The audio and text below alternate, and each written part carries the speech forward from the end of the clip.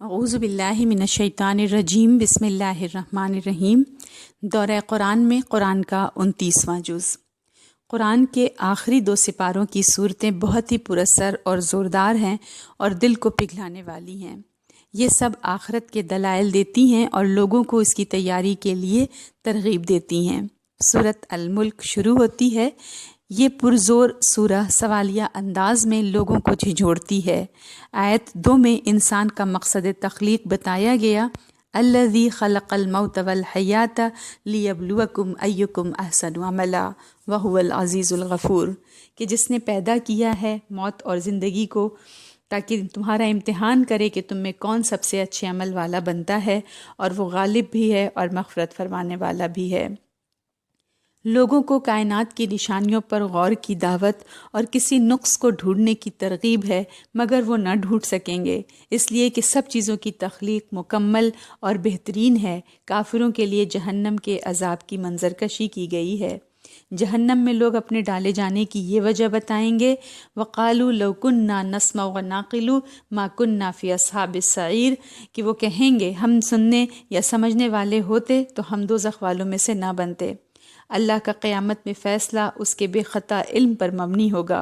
وَأَسِرُّوا قَوْلَكُمْ أَوِ اجْهَرُوا بِهِ إِنَّهُ عَلِيمٌ بِذَاتِ الصُّدُورِ، اور تم اپنی بات کو چھپا کر کہو یا علی الاعلان کہو، وہ اس کو جانتا ہے، وہ تو دلوں کے بھیدوں سے بھی باخبر ہے۔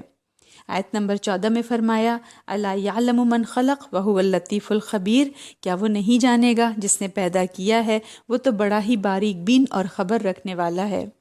قریش سے کئی سوالات کیے گئے جن کے جواب واضح تھے تاکہ وہ اللہ کی طاقت اور تخلیق کے بارے میں سوچنے پر مجبور ہوں۔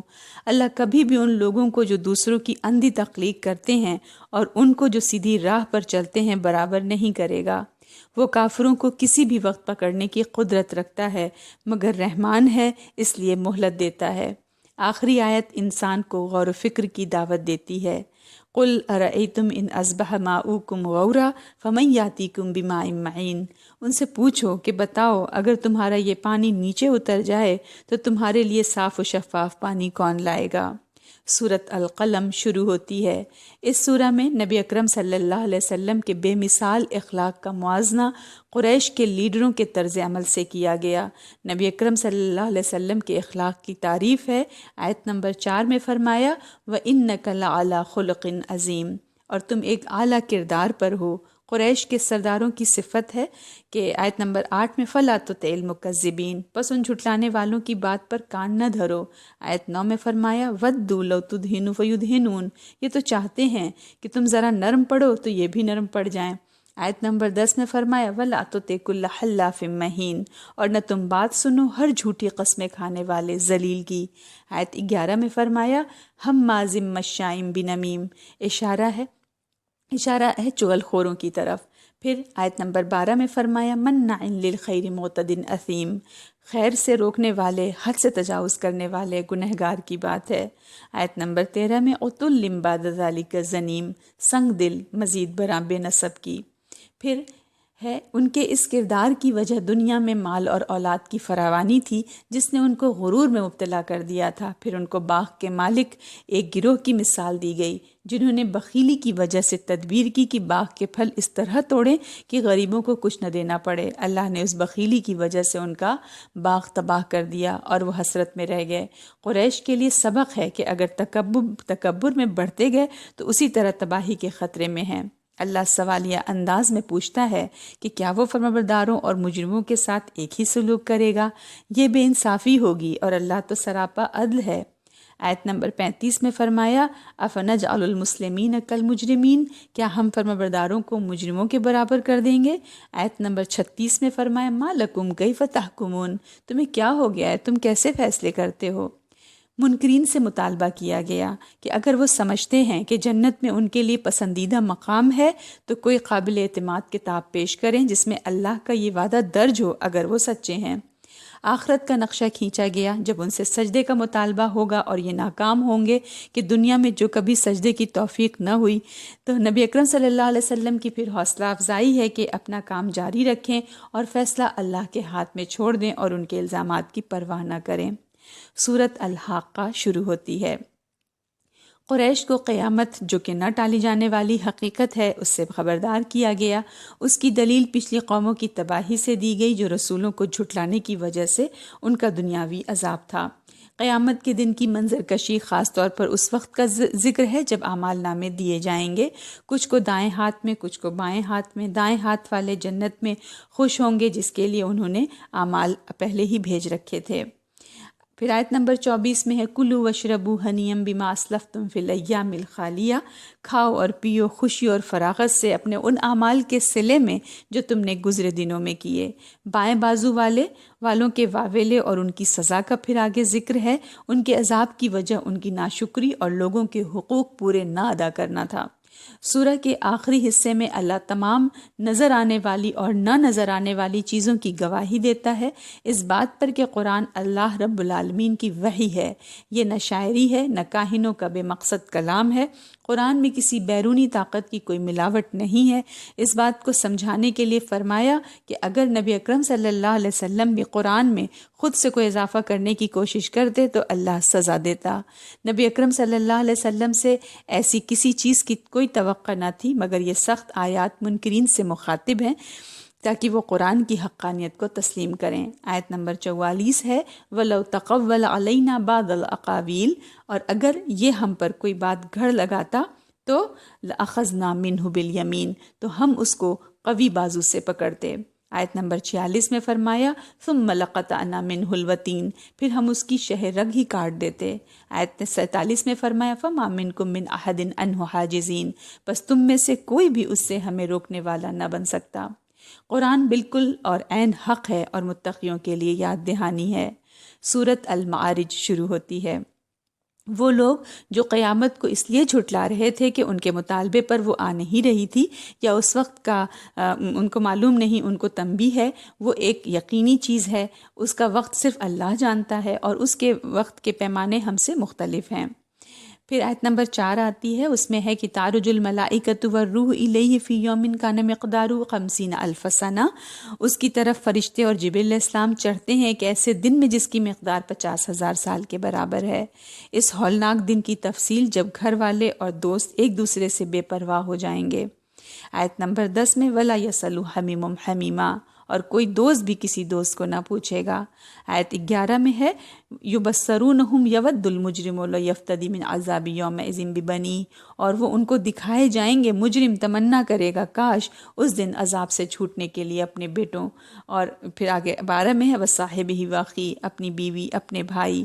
13 میں ہے وفصیلتہ التی تؤوی، اور اپنے اس کنبے کو جو اس کی پناہ رہا ہے۔ آیت نمبر 14 میں فرمایا ومن فی الارض جمیعا ثم ینجی، اور تمام اہل زمین کو فدیے میں دے کر اپنے کو بچا لے۔ اے اللہ ہمیں اس ہولناک انجام سے محفوظ رکھنا اور ہمیں ان لوگوں میں شامل کرنا جو اپنے پورے خاندان کے ساتھ ہمیشہ کے لیے جنت میں جانے کا فوز عظیم حاصل کریں گے، آمین۔ ان لوگوں کی صفات بتائی گئیں جو سزا کے حقدار ہوں گے، اور ان کے مقابلے میں مومنین کی خوبیاں بھی بیان ہوئیں۔ آخر میں نبی اکرم صلی اللہ علیہ وسلم کو کہا ان کو ان کے حال پر چھوڑ دیں جب تک یہ قبروں سے حساب کے لیے نکلیں گے۔ پھر سورۃ نوح آتی ہے۔ اس سورہ میں نوح علیہ السلام کی دعوت کے تمام مراحل اختصار سے بتائے گئے، اور پھر قوم نوح کے عذاب کا ذکر ہے۔ ان کا مشن وہی تھا جو تمام رسولوں کا تھا، لوگوں کو ایک اللہ کی عبادت اور اطاعت کی طرف بلانا۔ قوم نے تکبر سے اعراض کیا اور پھر جھٹلایا۔ نوح علیہ السلام نے کہا کہ رب سے استغفار کرو تو اللہ رزق کی فراوانی کرے گا۔ آیت نمبر 10 میں فرمایا فَقُلْتُ اسْتَغْفِرُوا رَبَّكُمْ إِنَّهُ كَانَ غَفَّارًا۔ آیت 11 میں فرمایا يُرْسِلِ السَّمَاءَ عَلَيْكُمْ مِدْرَارًا، کہ اپنے رب سے اپنے گناہوں کی معافی مانگو، بے شک بڑا بخشنے والا ہے وہ تم پر اپنے ابر رحمت کے دونگڑے برسائے گا۔ نوح علیہ السلام نے دلائل اور توجیحات کے ساتھ توحید اور آخرت کی دعوت دی، مگر وہ مسلسل جھٹلاتے رہے اور اپنے گمراہ لیڈروں کی پیروی کرتے رہے۔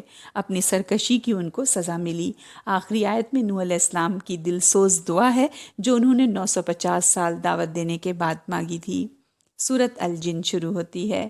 قریش کو بتایا گیا جس کتاب کو وہ بے-دردی سے جھٹلا رہے ہیں اسے جنہوں نے انتہائی قدردانی سے لیا جب انہوں نے اس کو سنا، انہوں نے اس کو اللہ کے کلام کی حیثیت سے پہچان لیا، کیونکہ ان کا تجربہ تھا کہ قرآن کے نزول کے وقت آسمانوں کی شدید حفاظت کا انتظام تھا۔ جن آسمانوں میں تاک میں لگا کر بیٹھا کرتے تھے فرشتوں کے آنے جانے سے کوئی خبر اچک لیں، مگر قرآن کے نازل ہونے کے زمانے میں اگر وہ جانے کی کوشش کرتے تو سخت پہرا ہوتا اور ان کو شہاب ثاقب سے مار بھگایا جاتا۔ مشرکین کو ایک اللہ پر ایمان کی دعوت دل نشین مباحث کے ساتھ ہے۔ وہ کٹھجتی کے طور پر قیامت کا وقت دریافت کرتے تو بتایا گیا غیب کا علم تمام صرف اللہ ہی جانتا ہے، وہ اپنا علم کسی کو نہیں دیتا سوائے رسولوں کے، اور پھر ان رسولوں کی مکمل حفاظت کا بندوبست بھی ہوتا ہے کہ انہوں نے پورا پیغام پہنچایا یا نہیں۔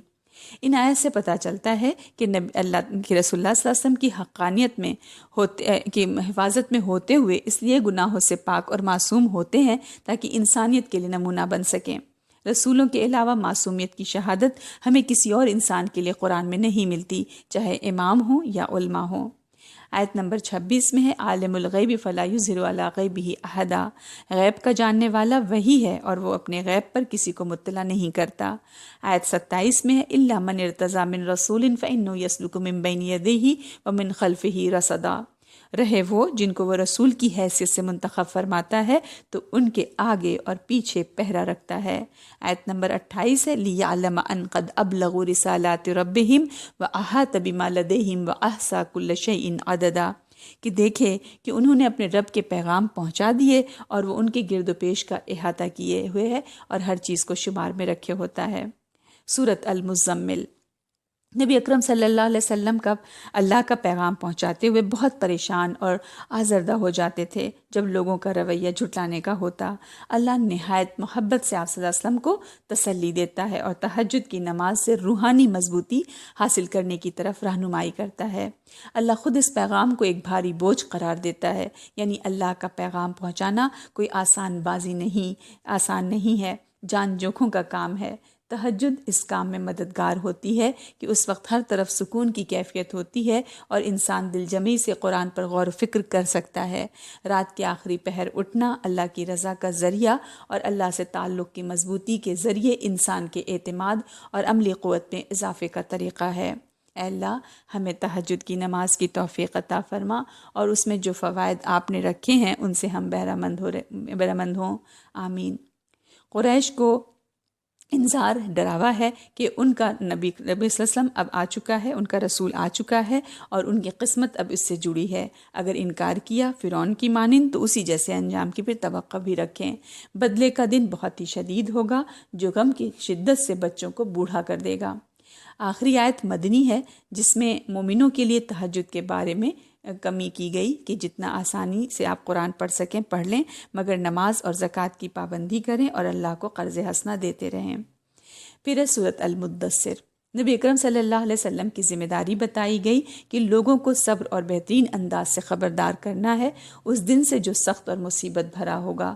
لوگوں کو اس سے ڈرنا اور اس کی تیاری کرنی چاہیے۔ اللہ آپ صلی اللہ علیہ وسلم سے فرماتا ہے کہ اپنے اللہ کے دشمن سے نمٹنے کے لیے اسے اکیلا کافی سمجھیں۔ یہ آیات ولید بن مغیرہ کے بارے میں ہیں جو قریش کے بڑے لیڈروں میں سے تھا۔ لوگ اس کے پاس جا کر قرآن اور آپ صلی اللہ علیہ وسلم کے بارے میں اس کی رائے دریافت کرتے۔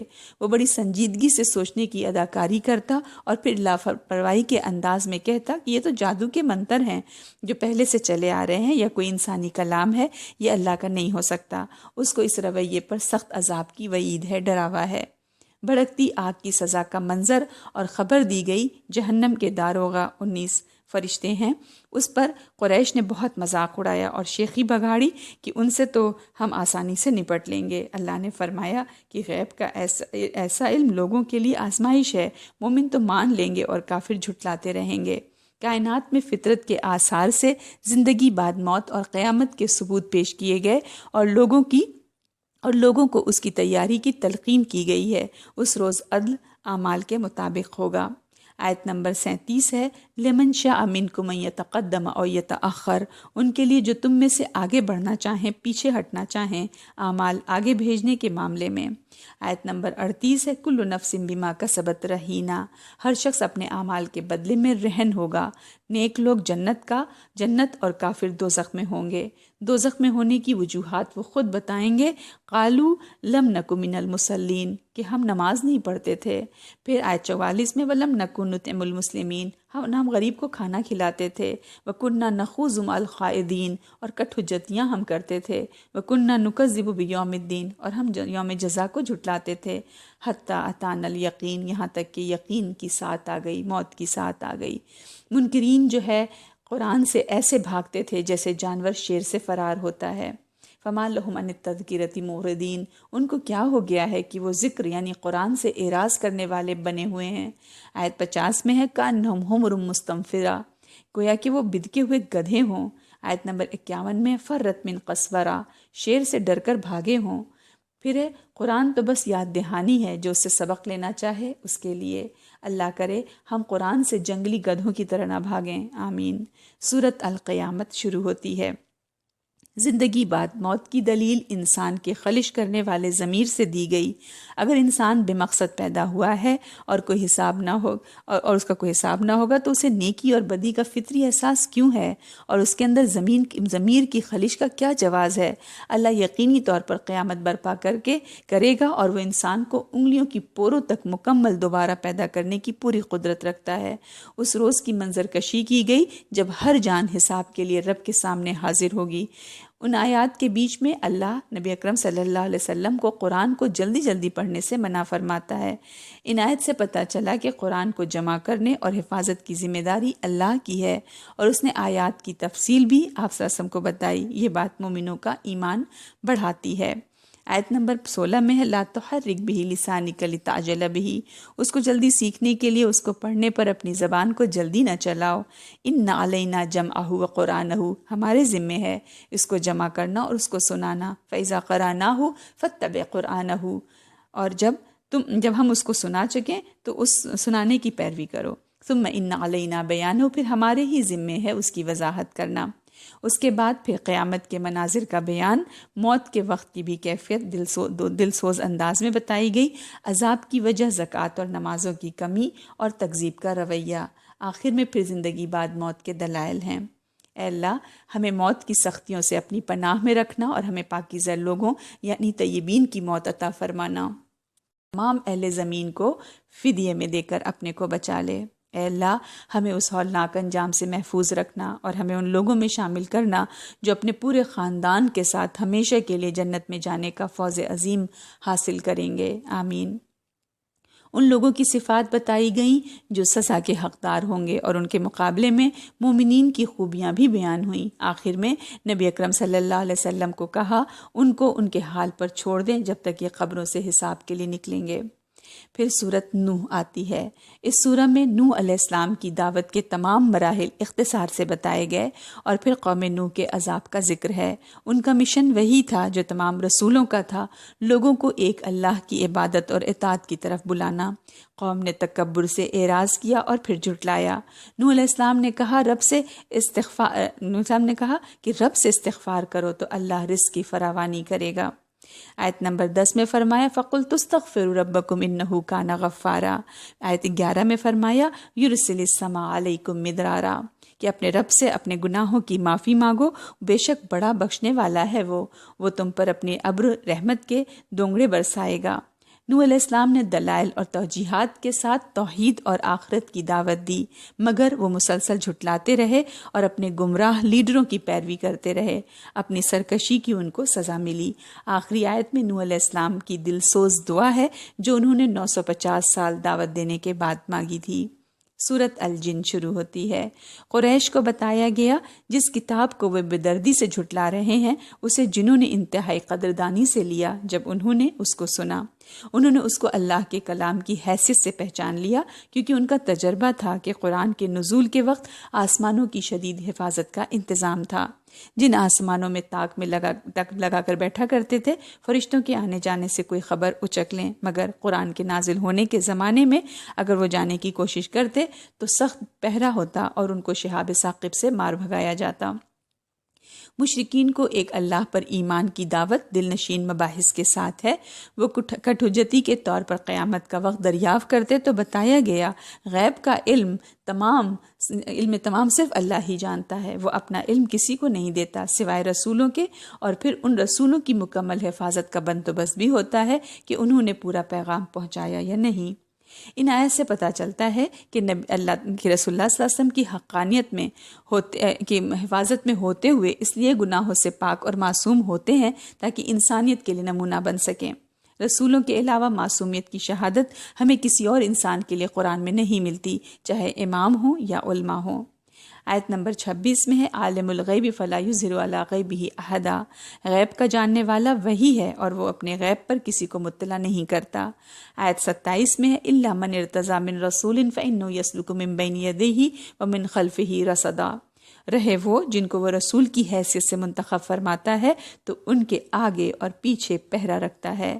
آیت نمبر 28 ہے لِيَعْلَمَ أَنْ قَدْ أَبْلَغُوا رِسَالَاتِ رَبِّهِمْ وَأَحَاطَ بِمَا لَدَيْهِمْ وَأَحْصَىٰ كُلَّ شَيْءٍ عَدَدًا، کہ دیکھے کہ انہوں نے اپنے رب کے پیغام پہنچا دیے اور وہ ان کے گرد و پیش کا احاطہ کیے ہوئے ہے اور ہر چیز کو شمار میں رکھے ہوتا ہے۔ سورۃ المزمل۔ نبی اکرم صلی اللہ علیہ وسلم کا اللہ کا پیغام پہنچاتے ہوئے بہت پریشان اور آزردہ ہو جاتے تھے جب لوگوں کا رویہ جھٹلانے کا ہوتا۔ اللہ نہایت محبت سے آپ صلی اللہ علیہ وسلم کو تسلی دیتا ہے اور تہجد کی نماز سے روحانی مضبوطی حاصل کرنے کی طرف رہنمائی کرتا ہے۔ اللہ خود اس پیغام کو ایک بھاری بوجھ قرار دیتا ہے، یعنی اللہ کا پیغام پہنچانا کوئی آسان نہیں ہے، جان جوکھوں کا کام ہے۔ تہجد اس کام میں مددگار ہوتی ہے کہ اس وقت ہر طرف سکون کی کیفیت ہوتی ہے اور انسان دل جمعی سے قرآن پر غور و فکر کر سکتا ہے۔ رات کے آخری پہر اٹھنا اللہ کی رضا کا ذریعہ اور اللہ سے تعلق کی مضبوطی کے ذریعے انسان کے اعتماد اور عملی قوت میں اضافے کا طریقہ ہے۔ اے اللہ ہمیں تہجد کی نماز کی توفیق عطا فرما اور اس میں جو فوائد آپ نے رکھے ہیں ان سے ہم بہرمند ہوں، آمین۔ قریش کو انذار ڈراوا ہے کہ ان کا نبی صلی اللہ علیہ وسلم اب آ چکا ہے، ان کا رسول آ چکا ہے اور ان کی قسمت اب اس سے جڑی ہے۔ اگر انکار کیا فرعون کی مانند تو اسی جیسے انجام کی پھر توقع بھی رکھیں۔ بدلے کا دن بہت ہی شدید ہوگا جو غم کی شدت سے بچوں کو بوڑھا کر دے گا۔ آخری آیت مدنی ہے جس میں مومنوں کے لیے تہجد کے بارے میں کمی کی گئی کہ جتنا آسانی سے آپ قرآن پڑھ سکیں پڑھ لیں، مگر نماز اور زکوٰۃ کی پابندی کریں اور اللہ کو قرض حسنہ دیتے رہیں۔ پھر سورۃ المدثر۔ نبی اکرم صلی اللہ علیہ وسلم کی ذمہ داری بتائی گئی کہ لوگوں کو صبر اور بہترین انداز سے خبردار کرنا ہے اس دن سے جو سخت اور مصیبت بھرا ہوگا۔ لوگوں کو اس سے ڈرنا اور اس کی تیاری کرنی چاہیے۔ اللہ آپ صلی اللہ علیہ وسلم سے فرماتا ہے کہ اپنے اللہ کے دشمن سے نمٹنے کے لیے اسے اکیلا کافی سمجھیں۔ یہ آیات ولید بن مغیرہ کے بارے میں ہیں جو قریش کے بڑے لیڈروں میں سے تھا۔ لوگ اس کے پاس جا کر قرآن اور آپ صلی اللہ علیہ وسلم کے بارے میں اس کی رائے دریافت کرتے۔ وہ بڑی سنجیدگی سے سوچنے کی اداکاری کرتا اور پھر لاپرواہی کے انداز میں کہتا کہ یہ تو جادو کے منتر ہیں جو پہلے سے چلے آ رہے ہیں یا کوئی انسانی کلام ہے، یہ اللہ کا نہیں ہو سکتا۔ اس کو اس رویے پر سخت عذاب کی وعید ہے، ڈراوا ہے۔ بھڑکتی آگ کی سزا کا منظر اور خبر دی گئی۔ جہنم کے داروغہ 19 فرشتے ہیں، اس پر قریش نے بہت مذاق اڑایا اور شیخی بگاڑی کہ ان سے تو ہم آسانی سے نپٹ لیں گے۔ اللہ نے فرمایا کہ غیب کا ایسا علم لوگوں کے لیے آزمائش ہے، مومن تو مان لیں گے اور کافر جھٹلاتے رہیں گے۔ کائنات میں فطرت کے آثار سے زندگی بعد موت اور قیامت کے ثبوت پیش کیے گئے اور لوگوں کو اس کی تیاری کی تلقین کی گئی ہے۔ اس روز عدل اعمال کے مطابق ہوگا۔ آیت نمبر 37 ہے لمن شاء منکم ان یتقدم او یتأخر، ان کے لیے جو تم میں سے آگے بڑھنا چاہیں پیچھے ہٹنا چاہیں اعمال آگے بھیجنے کے معاملے میں۔ آیت نمبر 38 ہے کل نفس بما کسبت رہینہ، ہر شخص اپنے اعمال کے بدلے میں رہن ہوگا۔ نیک لوگ جنت اور کافر دوزخ میں ہوں گے۔ دوزخ میں ہونے کی وجوہات وہ خود بتائیں گے۔ قالوا لم نک من المصلین، کہ ہم نماز نہیں پڑھتے تھے۔ پھر آیت 44 میں ولم نکن نطعم المسلمین، ہم غریب کو کھانا کھلاتے تھے۔ وَكُنَّا نَخُوضُ مَعَ الْخَائِضِينَ، اور کٹ حجتیاں ہم کرتے تھے۔ وَكُنَّا نُكَذِّبُ بِيَوْمِ الدِّينِ، اور ہم یوم جزا کو جھٹلاتے تھے۔ حَتَّىٰ أَتَانَا الْيَقِينَ، یہاں تک کہ یقین کی ساتھ آ گئی، موت کی ساتھ آ گئی۔ منکرین جو ہے قرآن سے ایسے بھاگتے تھے جیسے جانور شیر سے فرار ہوتا ہے۔ فَمَا لَهُمْ عَنِ التَّذْكِرَةِ مُعْرِضِينَ، ان کو کیا ہو گیا ہے کہ وہ ذکر یعنی قرآن سے اعراض کرنے والے بنے ہوئے ہیں۔ آیت 50 میں ہے کَأَنَّهُمْ حُمُرٌ مُسْتَنفِرَةٌ، گویا کہ وہ بدکے ہوئے گدھے ہوں۔ آیت نمبر 51 میں فرت من قسورہ، شیر سے ڈر کر بھاگے ہوں۔ پھر ہے قرآن تو بس یاد دہانی ہے، جو اس سے سبق لینا چاہے اس کے لیے۔ اللہ کرے ہم قرآن سے جنگلی گدھوں کی طرح نہ بھاگیں، آمین۔ سورۃ القیامت شروع ہوتی ہے۔ زندگی بعد موت کی دلیل انسان کے خلش کرنے والے ضمیر سے دی گئی۔ اگر انسان بے مقصد پیدا ہوا ہے اور کوئی حساب نہ ہو اور اس کا کوئی حساب نہ ہوگا تو اسے نیکی اور بدی کا فطری احساس کیوں ہے، اور اس کے اندر ضمیر کی خلش کا کیا جواز ہے؟ اللہ یقینی طور پر قیامت برپا کرے گا، اور وہ انسان کو انگلیوں کی پوروں تک مکمل دوبارہ پیدا کرنے کی پوری قدرت رکھتا ہے۔ اس روز کی منظر کشی کی گئی جب ہر جان حساب کے لیے رب کے سامنے حاضر ہوگی۔ ان آیات کے بیچ میں اللہ نبی اکرم صلی اللہ علیہ وسلم کو قرآن کو جلدی جلدی پڑھنے سے منع فرماتا ہے۔ ان آیت سے پتہ چلا کہ قرآن کو جمع کرنے اور حفاظت کی ذمہ داری اللہ کی ہے، اور اس نے آیات کی تفصیل بھی آپ صلی اللہ علیہ وسلم کو بتائی۔ یہ بات مومنوں کا ایمان بڑھاتی ہے۔ آیت نمبر 16 میں ہے لا تحرک بہ لسانک لتعجل بہ، اس کو جلدی سیکھنے کے لیے اس کو پڑھنے پر اپنی زبان کو جلدی نہ چلاؤ۔ ان علینا جمعہ وقرآنہ، ہمارے ذمے ہے اس کو جمع کرنا اور اس کو سنانا۔ فإذا قرأناہ فاتبع قرآنہ، اور جب ہم اس کو سنا چکیں تو اس سنانے کی پیروی کرو۔ ثم ان علینا بیانہ، پھر ہمارے ہی ذمے ہے اس کی وضاحت کرنا۔ اس کے بعد پھر قیامت کے مناظر کا بیان، موت کے وقت کی بھی کیفیت دل سوز انداز میں بتائی گئی، عذاب کی وجہ زکوٰۃ اور نمازوں کی کمی اور تکذیب کا رویہ، آخر میں پھر زندگی بعد موت کے دلائل ہیں۔ اے اللہ ہمیں موت کی سختیوں سے اپنی پناہ میں رکھنا اور ہمیں پاکیزہ لوگوں یعنی طیبین کی موت عطا فرمانا۔ پھر سورۃ الدہر یعنی الانسان شروع ہوتی ہے۔ یہ بہت خوبصورت سورہ ہے جو جنت میں نیکوکاروں کے اچھے انجام کی تفصیل بتاتی ہے۔ اللہ جس نے ایک حقیر نطفے سے انسان کو بنایا، اس نے اسے مقصد سے پیدا کیا ہے، اور یہ میں حساب ضرور آئے گا۔ اللہ نے انسان کو سیدھا راستہ سجھا دیا، اور اس کی مرضی ہے کہ شکر گزار بنے یا ناشکرا۔ ابرار یعنی نیک اور پاک کے انعام کی تفصیل ہے۔ انہوں نے فیصلے کے دن کا خوف رکھا اور اس کی شایع نشان تیاری کی، اپنے تمام وعدے پورے کیے اور مسکینوں کو صرف اللہ کی رضا میں کھانا کھلایا۔ ان کے صبر اور ثابت قدمی نے ان کو جنت کی خوشیاں دلائیں۔ جنت کی کئی نہروں اور دریاؤں کا ذکر ہے۔ آخر میں اللہ سبحانہ و تعالیٰ خود انہیں پاک شراب پلائے گا۔ علیہم ثیاب سندس خضر واستبرق وحلوا اساور من فضہ وسقاہم ربہم شرابا طہورا۔ ان کے اوپر سندس کا سبز اور استبرق کا لباس ہوگا، اور وہ ان کو چاندی کے کنگن پہنائے جائیں گے، اور ان کا رب ان کو پاکیزہ مشروب پلائے گا۔ آیت نمبر 22 میں ان ھذا کان لکم جزاء وکان سعیکم مشکورا، بے شک یہ تمہارے عمل کا صلہ ہے اور تمہاری سعی دوڑ دھوپ مقبول ہوئی۔ اے اللہ اپنی بے پناہ رحمت سے ہماری سعی اور ہماری جد و جہد کو قبول فرما کر ہمیں ہمیشہ کی فلاح اور اپنی رضا سے نوازنا، آمین۔ نبی اکرم صلی اللہ علیہ وسلم کو اپنا مشن جاری رکھنے اور اللہ کو کثرت سے یاد کرنے کی ہدایت ہے۔ قرآن تو یاد دہانی ہے اس کے لیے جو حاصل کرنا چاہے، آخری انجام اللہ کے ہاتھ میں ہے، تو آپ صلی اللہ علیہ وسلم پریشان نہ ہوں۔ پھر سورۃ المرسلات شروع ہوتی ہے۔ قیامت کے آنے کی دلیل تیز ہواؤں سے دی گئی جو اللہ کے حکم سے رحمت یا عذاب دونوں کی صورت اختیار کر سکتی ہے۔ حساب کے دن کی تصویر کشی ہے، بیچ میں بار بار اس آیت کی ترجیح ہے ویل یومئذ للمکذبین، تباہی ہے اس روز جھٹلانے والوں کی۔ قیامت کے بہت سے دلائل انسان کی تخلیق سے اور زمین سے دیے گئے، اس کے بعد گناہ گاروں اور مومنوں کا تفصیلی انجام بتایا گیا۔ آخری آیت میں اللہ پوچھتا ہے کہ اتنی اچھی اور دل پر اثر کرنے والی دلیلوں اور مباحث کے بعد اور کس چیز پر یہ لوگ ایمان لائیں گے؟